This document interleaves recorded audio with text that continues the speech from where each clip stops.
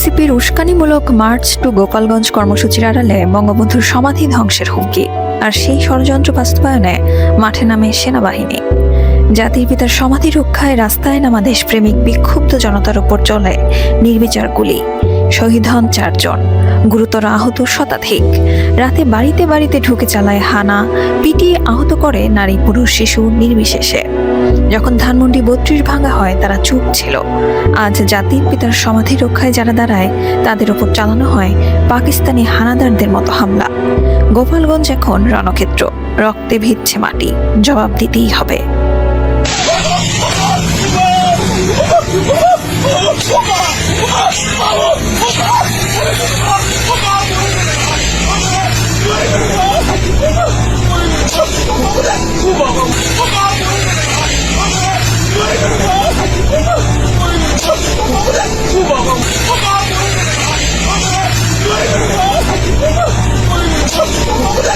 Whoa!